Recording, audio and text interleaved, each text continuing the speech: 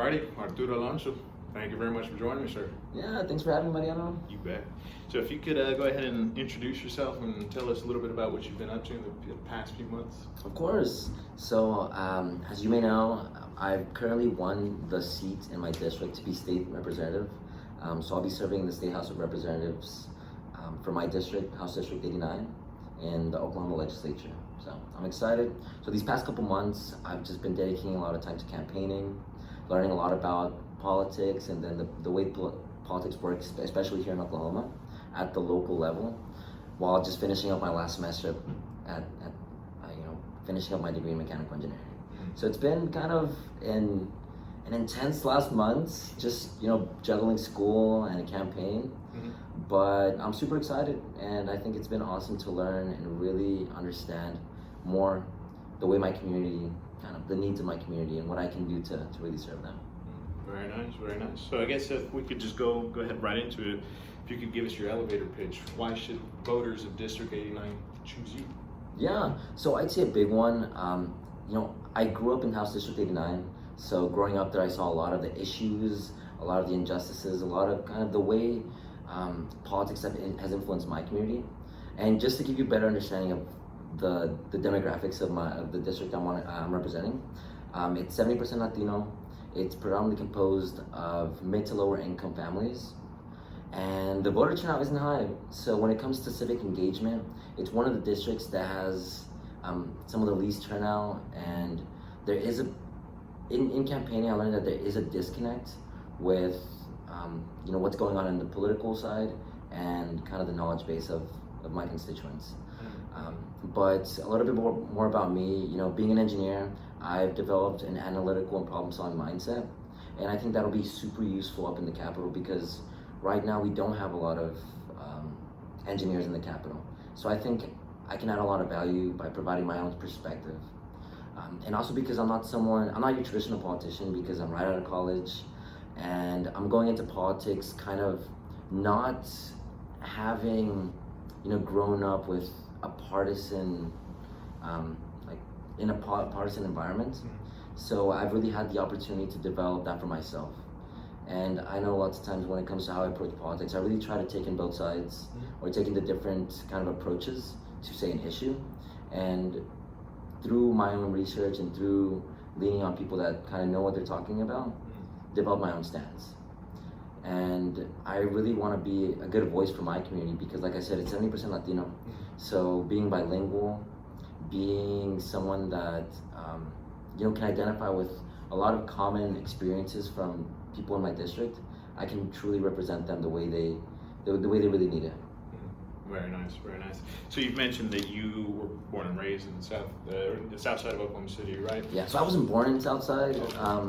I moved over here when I was 4 years old, so right before I started elementary. So memory-wise, I have like a very few memories of, because I was born in Boise, Idaho, grew up in Mexico for 3.5 years. Wow, okay. And then right before I turned 4, my family decided to come back to the United States and bring us over here. They knew that there was better opportunities for us, and they definitely wanted us to thrive, get the education we needed here in the United States. And but I definitely claim Oklahoma, like South Oklahoma City, as my home and the place I grew up. Very nice, very nice. So with that in mind, what were some specific projects you'd like to accomplish as a legislator? Yeah, so I know right now, even though I'm just considered representative-elect, my goal is to do a lot of community organizing. So even though I'm done campaigning for myself, my goal is to continue campaigning, but to increase voter turnout, to kind of meet with different community leaders and see what they've kind of seen in the community, kind of issues that they would hope to focus on, because they've done this for longer than I have, right? I'm kind of just getting started. So I really want to get a good idea and a good understanding of where things currently are and how we can kind of come together and progress. And because through my campaign trail, I saw that there isn't a lot of connection with, especially the Latino community and politics, I want to be that bridge. Being someone that's bilingual, that can identify with my community and understands their issues, I really want to connect them with the resources that they need to thrive. Getting that political knowledge and really connecting them with the resources that lots of times they didn't know they had. So that's a big focus of mine, and just thinking about my platform as well, right? I want to focus on the young people. I'll be the youngest legislature serving in the House and, I mean, in the Capitol this next session, which is, kind of cool to think about. At first I was like, man, I'm gonna be the youngest guy. I wonder how that's gonna be. But I'm excited because I do think it's important to have young, fresh, perspectives in the Capitol. Sure. And I really hope to provide that. But also with my platform, I want to focus a lot on the youth, making sure that they're aware and they know that about what's going on, but also just empowering the young community through civic engagement as a politician. Gotcha, very nice. So you've mentioned that something you focus on is community building. Can you get into some of the concrete specifics of that? So which groups have you been working with? Which persons have you been kind of organizing with to achieve that? Yeah, so there's a group that I've started getting more involved with, the Oklahoma City Latino Young Professionals, and these are a lot of, they come from, they're either involved through businesses, they have their own businesses, or they have different roles within community organizations. And these are people that just care about what they're doing. They really want, I know one conversation we had last time, we were meeting with the Democratic nominee for governor, Joy Hoffmeister. And a lot of the issues they mentioned included, having more Latinos have a seat in the table when it comes to making sure we have adequate representation through different public positions, whether it be through the legislature, school board, anything else. So making sure we have that representation. But I mean, lots of it also includes current legislators. So I know someone that I've kind of been working with a lot is Senator Michael Brooks. He's been someone that I've learned a lot from because he's been involved in the community for a long time. And he's a senator, but he's also an immigration lawyer. So he's super knowledgeable when it comes to that and how that's I guess in that area within our community here in Oklahoma. Him, Forrest Bennett, and Mickey Dawn, those are two other representatives that are in South Oklahoma City. And they, I mean, just given kind of the things they say, they do care a lot about the community. And just a lot of other people that have been involved within, education, different cultural groups. And I'm just learning a lot from them to see kind of their take on how the community is. But also, I know for myself, I'm starting to do more, I'm calling them cafecitos con la comunidad. They're kind of like coffee chats, kind of like town halls where I'll be inviting people from my community to come meet me. They can express their concerns, and I can also connect them with resources. So I'm doing a lot of that to kind of just make sure I get a better idea of the people that live in my community, the people that I'll be serving.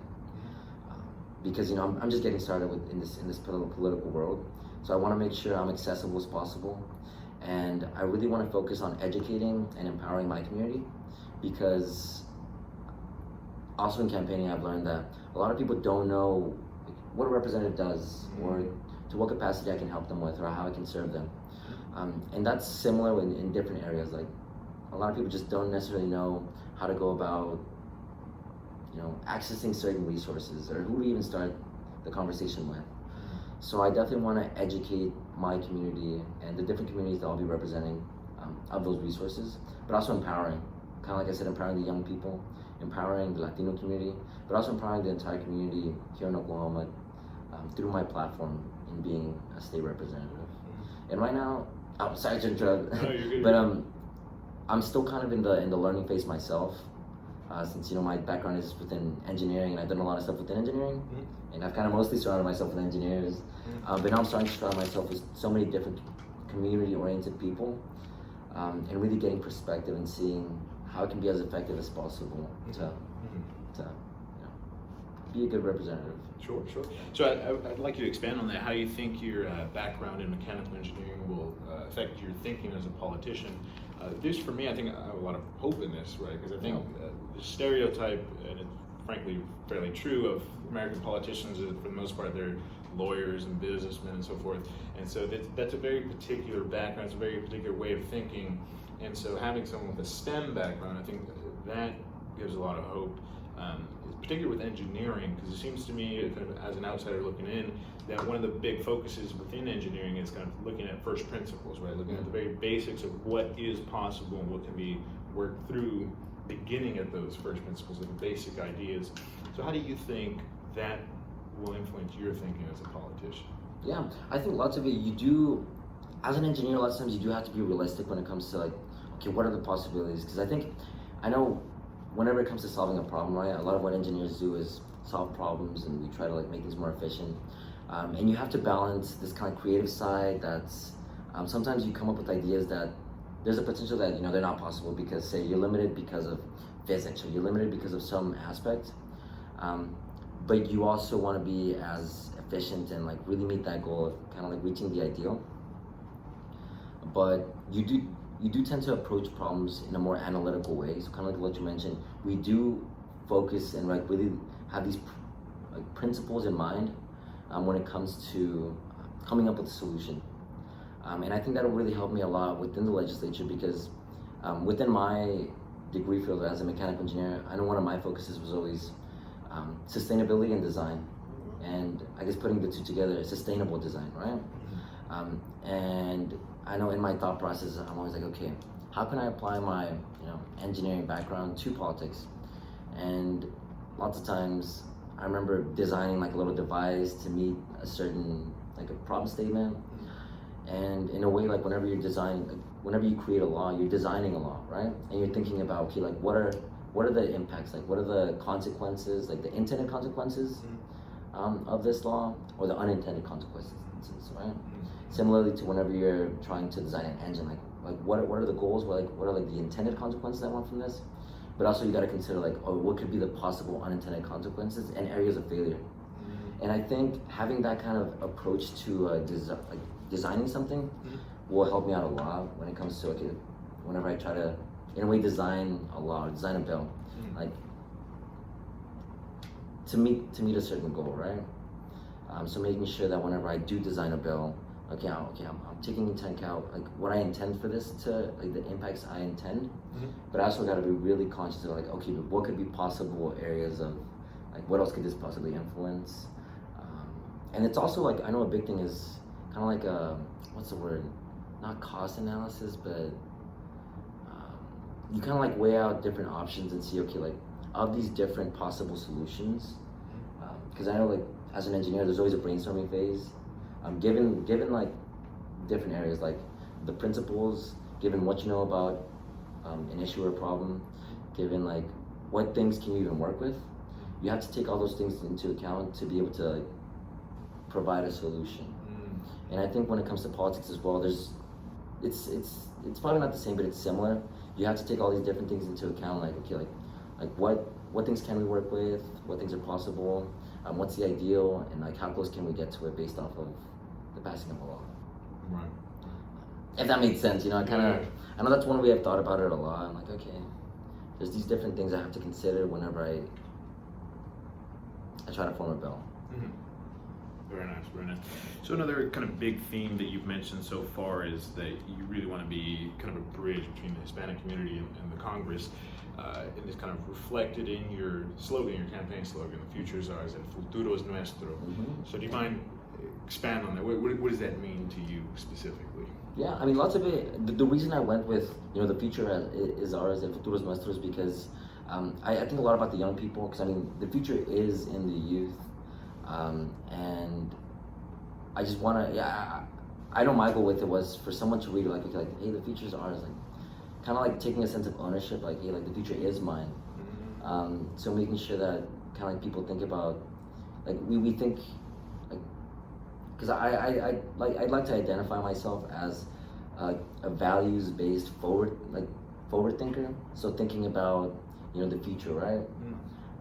Because being an engineer, I know like an area I've focused on is environmental sustainability. I'm like, oh, like, man, we got to think about like not only how things are impacting us right now, but how are these things going to impact us down, 5, 10, 20 years down the line? Because, I mean, whenever it comes to the young population, maybe like an older individual isn't going to be able to live through like, kind of like, we're doing a lot of things now that are going to impact our future. And the older crowd might not be impacted by that because they might not be here whenever that's happening, but the young people are going to be here, so we're going to have to, those are problems that are kind of starting to come up now that we'll have to deal with. so taking ownership of the future, because the future is ours, and being like one of the youngest legislators, I know in a way I'm also fighting for my own future and for the future of the young people. Yeah, yeah. So that's interesting. So it sounds like you, with that slogan, you're sort of saying a few things at once. Both the idea that the future is for young people to fight for, but also that you should feel responsibility for it, because it's going to be, you know, the bed you make in some sense. Exactly, because in a way we're like, you know, we're eventually going to be sowing the seeds that we were planting right now. So what kind of seeds do we want to plant? And do we want to plant seeds that are really going to benefit us, or are they not going to benefit us? So, and that's kind of something I really want to, I try to be conscious about, just kind of being pragmatic. Just thinking about like right now, like, are the decisions that I'm making now, like, are they possibly going to have impacts, you know, 5 years down the line? So I kind of try to be conscious of that. Another thing you had mentioned is sort of a generational divide, where a lot of these problems that are kind of future focused, younger generations and older generations sort of have a different attitude about them, a different sense of how important, how pressing they are. Before we started recording, we had talked a little bit about how the Hispanic community, in particular, this is the case where our parents' generation tend to be, their values and their focuses and so forth tend to be different from our generations. Yeah. So what can you say about perhaps bridging the gap between the two? Because it seems like that's a big theme in your campaign, wanting to be a bridge of sorts. So how do you think you can achieve a bridge between kind of younger focuses and focuses of older generations? Yeah, no, and I think you're completely right, because I know, just thinking about my family, I know I've had some discussions with my parents, since because of their upbringing and their kind of values, they do tend to be a little more conservative valued. And me being someone that's younger, I know I tend to have more of a progressive mindset to things. But when it comes to bridging the gap between those two different kind of like mindsets, it's a thing I'm still kind of looking into and seeing what I can do. But lots of it is based off education.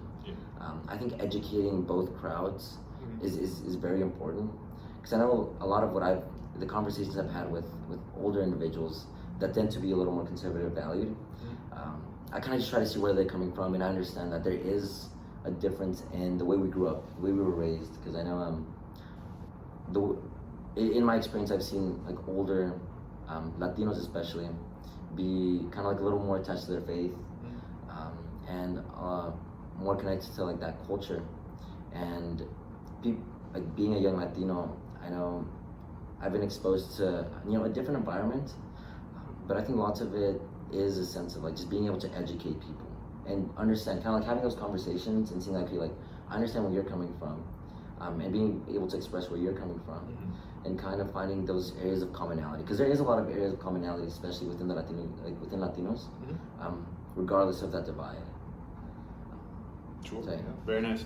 So do you have, I don't want to put you on the spot here, but any sort of concrete things? I know a big focus of yours is with, as you mentioned, education and so forth, but specifically as it relates to teacher pay. I think that cross-generationally, I think, could be some area of agreement there. Oh yeah, no, and I know when it comes to just thinking about the area I'm representing, given that people, you know, it's usually a lot of Latino families that are mid to low income, so they're typically working class individuals, and I think you're right with education is an area that, you know, we definitely need to, I think that is an area we're united on. We want, you know, older, you know, parents want their kids to have a quality education, and then the younger, like the kids, they want, you know, they need resources to be successful. They need quality teachers because right now we're in a way in a teacher shortage. So making sure we have enough people, like, I mean, and that's kind of like a minimum, right? Just having enough people out there to teach, you know, our students. And I know that's kind of an issue I've been learning more about. So that's definitely an area I'd say in commonality. Also, since Latinos tend to be a little more entrepreneurial, making sure that when it comes to, another focus of mine is economic justice. Making sure people are paid an adequate salary, given, you know, things like inflation and the way things are getting more expensive. And I know, kind of thinking about it through the conversations I've had with Latino leaders, one thing that's kind of, it's no conversation, but one area we're starting to see more commonality in is being able to have representation, regardless of your values or where you're coming from. I think just being able to have like the needed representation is something that a lot of people really care about. Because, and I'll give you an example, because in the school board, right, for OKCPS, about a little under 60%, so like 56% of the population is Latino within OKCPS of the students. But we only have one school board member that's Latina. Gloria Torres. Exactly, yeah.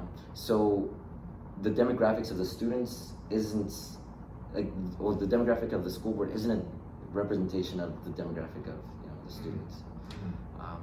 And I know that's one thing we're kind of starting to I've noticed we're coming together for, because sometimes I know we've been in the same room having conversations, but it kind of feels like people are tugging in their own different directions. And I know a big conversation I've tried to have feels like, okay, like what's a unifier? Like, how can we bring people together? Because whenever you bring, you know, you have unity and you bring people together, it's easier to kind of make progress. So right now I'm kind of trying to identify certain areas that can unite people that come from different, you know, generations, different values, to come together and really try to work for progress. And one of the areas has been like making sure we have, and I guess thinking about it specifically in the Latino community, our community has, you know, a seat at the table when it comes to, especially in those positions where decisions are being made. Because if the representation isn't there, then we're most likely decisions that can truly benefit the community that, you know, are being represented aren't going to happen. Right. So you mentioned when we were talking about the kind of generational differences even among Latino youths versus kind of older generations, that older generations tend to be more conservative leaning, tend to be more religiously leaning. As you mentioned, they're often more entrepreneurial. So this is also reflected more generally in Oklahoma. We're very famously very conservative, very religious state. This sort of, that divide generationally, I think, is reflected at large in the nation. Right? There's the idea of polarization is a big topic, right? That we do seem to be at a very adversarial point where it's hard to agree to disagree now, right? There seems to be this urge to want to fight it out and have the fighting be the point. You know, the more that I make a point of disagreeing with another person, you know, kind of the more I'm loyal to my group and so forth. But I think that is a fairly destructive impulse. And as you mentioned, you want to contribute to the unity there, but at the same time, there is a focus on diversity, right?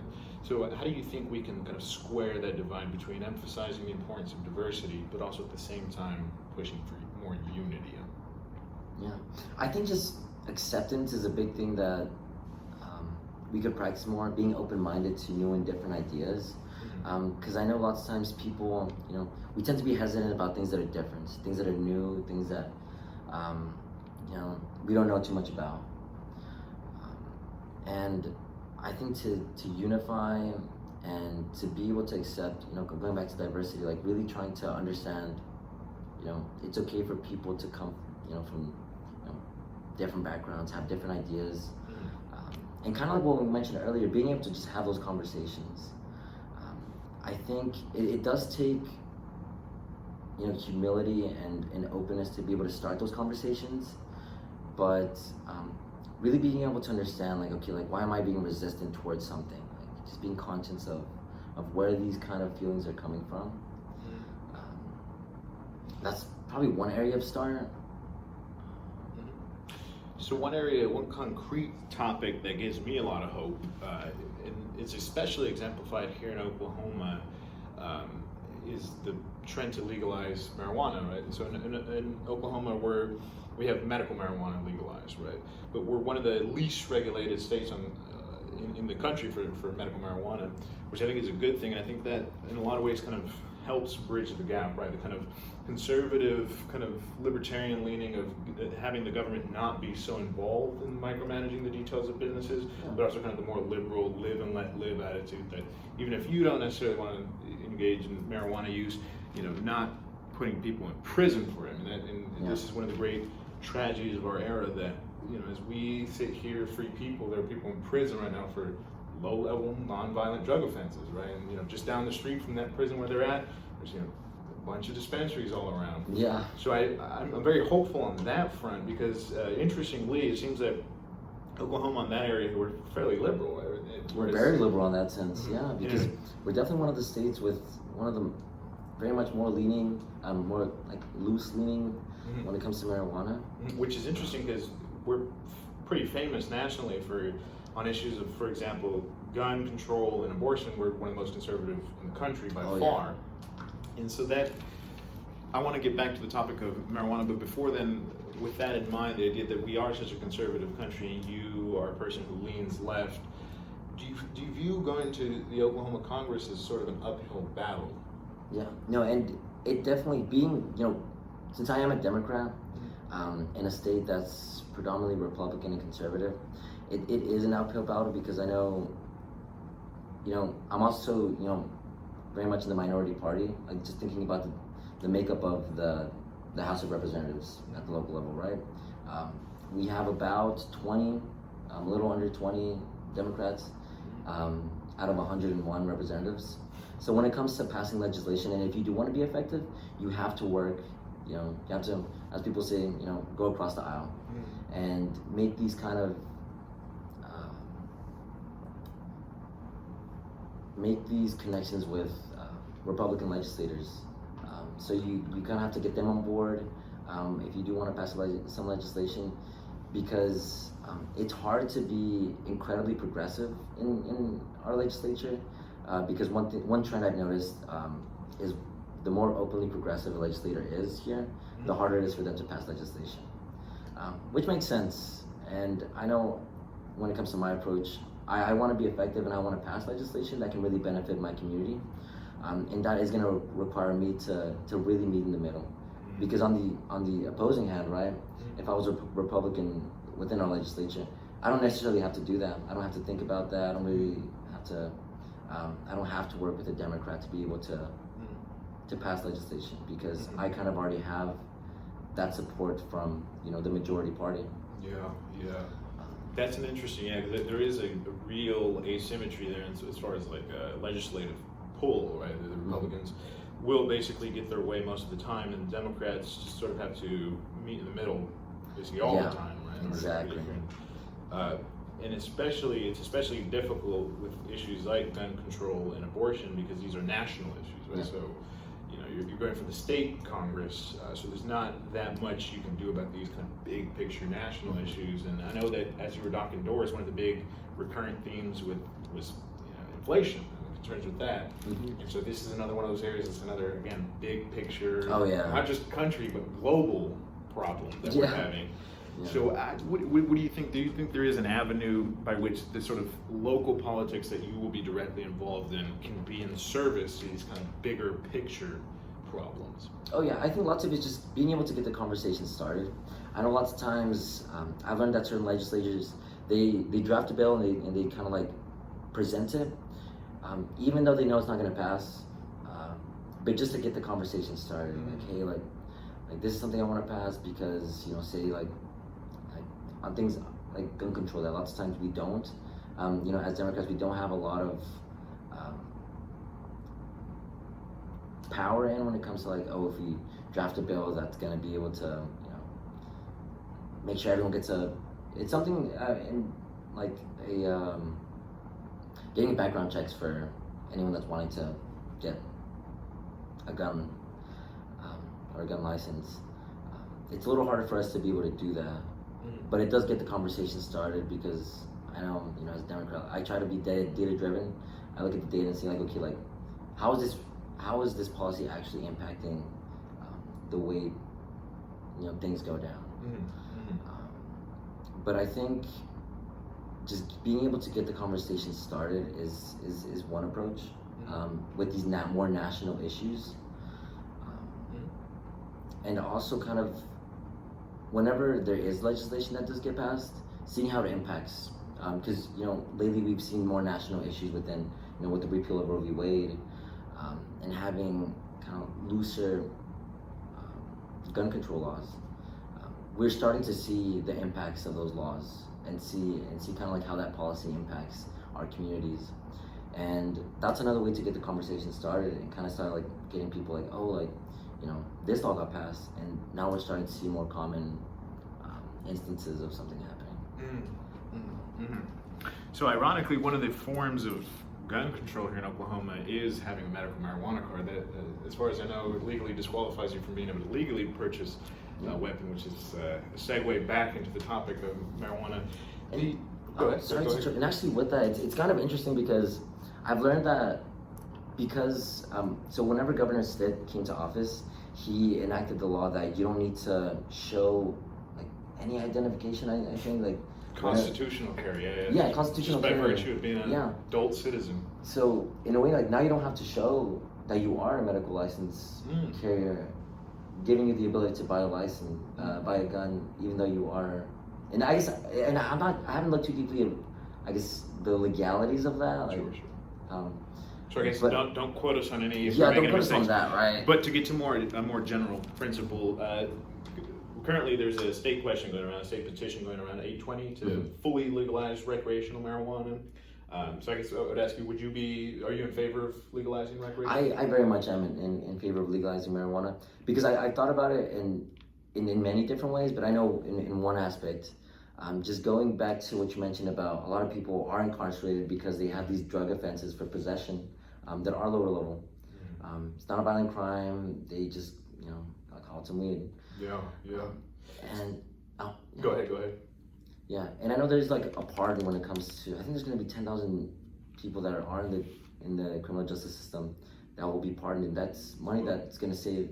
It's going to save the state money that they can allocate to say things like mental health funding.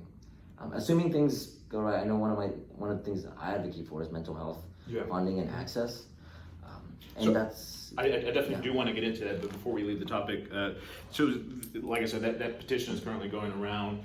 It's not certain right now whether it'll pass or not. So I guess I would ask you, future Mr. Representative, if the state question 820 doesn't pass. I don't want to force any commitments here. I don't want to put you on the spot, but would you be able to make some moves in the direction of helping to legalize recreational marijuana if it doesn't pass? I'd say so. I definitely look into it to see what I could do. Even though it's not an area of my focus, I know there is going to be legislators that would be wanting to back that up. And I think because right now I am a supporter of State Question 820, I would definitely kind of see what I can do to pass some legislation to eventually make it recreational. Wonderful. Yeah, I really do hope this will be one of those topics that is a bridge builder. Like I said, I think it combines sort of the best of both sides of the political divide, right? So the kind of entrepreneurial, kind of live and let live that kind of comes from libertarianism, but the kind of there's also the scientific element as well. That it was very poorly decided by the U.S. government that it's Schedule I drug, right? Which means it doesn't have any medical benefits. It's highly addictive. Just all these things that they just got the science on it wrong, right? So it's one of these things that. As I mentioned, economically it would be to the benefit of the state, but also just morally. I mean, it's just correcting a huge injustice, right? Especially as there are people still in prison, right? And disproportionately, it is people of color, right? And people who are black and Hispanic. And historically, a lot of the kind of the hysteria against marijuana did come from xenophobic and racially motivated prejudices and so forth. So I think this is one of the great opportunities of our generation to help kind of swing the pendulum the other way and correct some of the mistakes of our history. So I'm really hopeful on that front. Oh, and you bring up some really good points with that because you're right. I mean, when it comes to just looking up at the makeup of the people that have been incarcerated because of drug possession, because of marijuana, especially, black and brown communities are the ones that have been most incarcerated when it comes to that. So it will be nice, and I think it is a unifier. Just going back to that point. Yeah, wonderful. So now I'd like to move on to what may be a bit of a more difficult topic, but the idea of the ethics of being a politician. Now, obviously, I mean, anybody watching this will just know that there's lots of problems with politicians. The politician's promise is known to be not the most reliable and so forth, but one of the issues that I really want to ask you about is kind of the ethics of fundraising. You're a very young man, of course. Yeah. And so what kind of thinking you've put into kind of the future, your own personal future, of how you're going to deal ethically with the pressures of being a politician, So this isn't an indictment of you at all personally, but it's just true of American politicians that to fundraise, to campaign, to wheel and deal once you're in the legislature means that you have to use your name and reputation to ask people that are wealthier than you for money, to ask people that are more powerful than you for favors, perhaps to make commitments before the specific details are laid out. So how do you prepare yourself for these sorts of ethical concerns? Yeah, I think lots of it's just going back to your values, making sure, and one of my, I'd like to consider myself strong within my values. I mean, valuing integrity, individuality, and I think that kind of also goes back to my political views, and also just staying true to my community. Always trying to do things with the best interests of my constituents and the people that live within my district and community as a whole. Because you're right, whenever, a lot of times you do have to make compromises, and politics can get messy, especially whenever you're needing to fundraise money. But a lot of times the people that have money are the ones, they have power, they have influence. And that's why I know I've kind of been careful, okay, who do I want to accept money from? How is this going to impact me? And since lots of times, people give you money, and lots of times, maybe they want a favor. Or they want you to kind of side with them on certain issues. And I want to make sure whenever I do kind of, I'm as conscious of what are some, what could be this person's or this entity's possible agenda? And how much does that line up with my values and with my goals and kind of ethics? Because I would want to be as ethical as possible, but lots of times you do have to compromise within politics. And I know lots of times politicians do have to, hey, if you scratch my back, I'll scratch yours. And especially whenever, going back to fighting an uphill battle in a Republican state, I don't doubt that I might be put in a position in the future where, for me, for someone to support, a bill I want to pass, I might have to vote a certain way or act a certain way that may not be in the best interest of my constituents. But then I'm still kind of learning and developing how I'll approach something like that. And it's kind of weighing out what will have the best impact. Say there's a law I want to pass that I know will really benefit my community. So is it worth it to vote a certain way that may not benefit them in that sense, right? So I'm still seeing, I guess, because like I said, I want to be effective, but I always want to stay true to who I am and who I'm representing. Because I know a lot of the legislators that are very, and I think it's very respectable to stay true to your constituents and who you hope to represent. But I know they tend to be not as effective, not pass as much legislation. And so as you had mentioned, you try to be careful about who you accept donations from, and I think it's wise to be careful on that front, because one of the things about the way we finance our political system is all campaign contributions are publicly known. So also our judicial system therefore considers it a form of free speech, a form of expression. In other words, money spent in politics is sending a message. Right. And on your own behalf, as far as the campaign contributions you accept for yourself, I suspect you have more control over that than you will in the future. For example, fundraising on behalf of the party, right? And, I'm not a congressperson. I don't know what the specific details, if it's certain amounts or hours a week or something like that. But there will be, especially as you're going to be a freshman congressperson, there'll be some pressure from kind of on top to do more fundraising and so forth. And so at that point, as you had mentioned, there can be a kind of a conflict between the interests of your specific constituents and being able to wheel and deal and be able to scratch each other's backs and so forth. So I wonder how much thought you've put into kind of the dynamics of what goes on the House chamber floor, right? Because for folks who are not familiar with how the Congress works directly, I mean, it really comes down to there's a board on top of the very front that has all the congressperson's names, and you vote yes or no, we're president, right? So I wonder how much of what the Congress people decide to vote on is a game of follow the leader, right? Of reading the names on the board and saying, well, my party's doing that, or I've made this, versus, directly thinking, well, how will this affect my constituents? So what kind of thinking have you done in that regard? Yeah, and lots of it's been kind of just having conversations really with people that are doing it. And I know, and lots of it, I don't doubt that is kind of like a game of, follow the leader because um, a lot of politics does go into it, right? Like you want to make sure, what am I trying to say? Like you don't want, because a lot of people want to make sure they don't step on people's toes. And a lot of the legislators that are closer to their constituents, they are gonna kind of like have their constituents more in mind. But there's a lot of legislators that don't really have conversations with their constituents, or they're not as close. So a lot of times they kind of just vote straight party, or they'll vote and kind of what they think is best for their community, or just what everyone else is doing. And it's something I'm kind of still thinking about, right? I don't have like a great formula response right now. But I know like the way I'll be approaching it. I mean, since right now I'm going to be doing a lot of kind of making sure I'm accessible to my community. And if I vote a certain way, I can kind of reach out to those people that are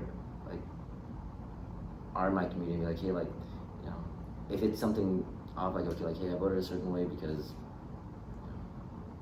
just being open and transparent with my decisions and how I went about things.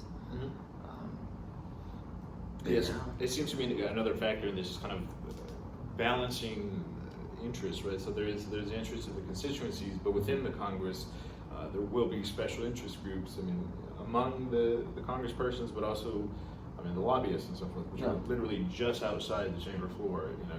There's almost a poetic irony to it that if you actually go to the Congress, it's very, very loud there, and it's very, very loud where the lobbyists are. So it actually sort of, what we sort of might think stereotypically is, these kind of backdoor deals that are silent and quiet and stuff like that, it actually had very openly.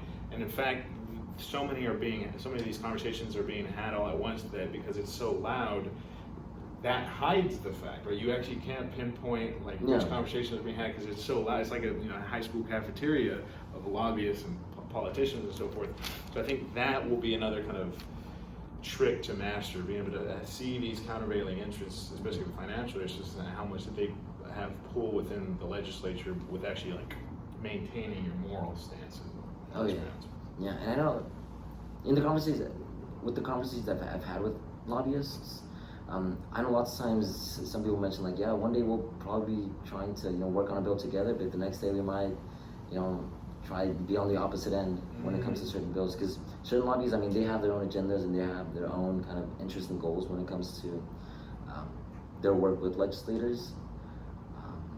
So I think lots of it, I mean, a lot of times you can't take things personally when it comes to those conversations.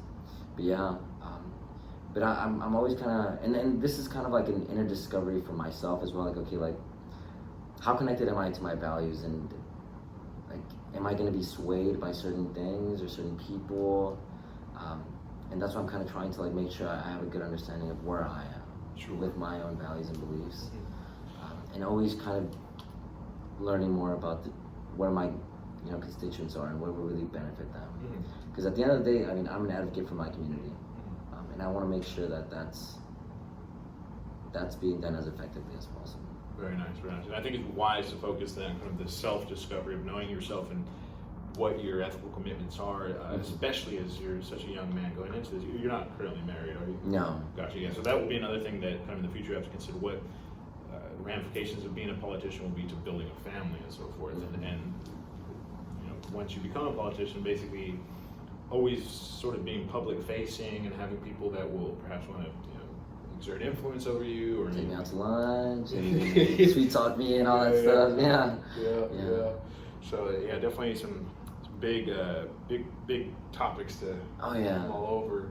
But I guess just by way of closing this off here, I guess I would ask you, if you had to pinpoint, what are the biggest concerns you have facing Oklahomans right now? Oklahomans, I know a lot of the big concerns I've seen. I think thinking about the political polarization, it's becoming less common for people to meet in the middle, and I think that's also reflected in the legislature, because people aren't hearing each other out, and especially in the House, because I've noticed that the House compared to the Senate tends to be a lot more of a war zone. And people aren't having those conversations and kind of like trying to pass bipartisan legislation. So I think that's kind of like, and lots of it could be due to more national things going on. But that's one of the things that I'm like, oh man, like things are just seeming more polarized. Like we're not really being open to new and different ideas. That, I mean, and currently, I mean, just seeing some of the issues that a lot of people are facing with inflation, with, you know, certain laws being passed. I mean, a lot of national issues that are, you know, we're seeing in the state as well with abortion and gun laws. There's a lot of those issues that people are concerned about. And I don't know if we're really seeing, you know, the facts and seeing the kind of like the data behind things. Like, okay, like how is this certain policy really impacting communities? And is it really for the best interest of the people? Is it for the best interest of the party? Is it for the best interest of, you know, kind of like also seeing corporation, like lots of times it just seems like it's profit over people. And there's been a lot of scandals at, you know, that our current governor has had with the lieutenant governor. And I mean, the poor use of a lot of taxpayer dollars that could be benefiting actual areas that need help. And just learning more about that and the way sometimes those kind of scandals don't sway people and make them question, like, hey, maybe this guy isn't doing too great of a job. I don't know. But I think it's important to just kind of be aware of those things and see how it really impacts. Like, I know I always try to be conscious of how things could potentially impact my community and my constituents. So, kind of those things. Gotcha. So to kind of fill in the flip side of that, what about Oklahoma at this present moment gives you the most hope? Yeah, no, I mean, as I've kind of campaigned and seen, I mean, there's a lot of people with you know, they care a lot. And I think Oklahoma tends to be a place that, I mean, going back to like, you know, we are a very conservative state in some issues, but we're also very liberal, like with the marijuana bills. So I think there's a lot of possibility for progress.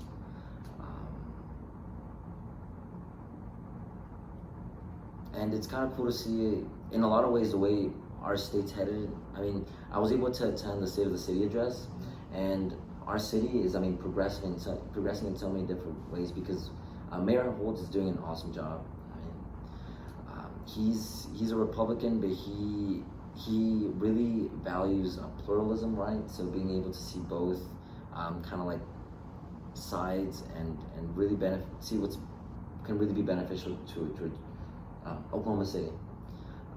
And it's kind of cool to see the state progress since there's a lot of innovation going on. There's a lot of kind of development within the city and around the state. So those things are kind of nice to see. And I think we're progressing in those senses. But I'm still learning, and I think I always tend to be an optimistic guy. So I kind of like just seeing myself within the legislature, even though, you know, I might be fighting an uphill battle. We're seeing, I mean, a young Latino up in the Capitol, just thinking about my situation. And I know growing up, I didn't see people like that looked like me, talked like me, had a similar background like myself, within, you know, the legislature. So I think young people also, you know, there's kind of more hope. So. Very nice, very nice. Well, any other closing remarks for anybody listening right now? Maybe some details about when the election is? Yeah, no, I mean, I just want to thank you a lot for inviting me here. I know, I'm still in the learning phases and I'm still kind of getting started, but we do have, election. There's a runoff August 23rd. I'm not in that. November 8th is the general election. There's going to be a lot of important seats to vote on. I also won't be on that because I don't have a general opponent. So in a way, I'm already in.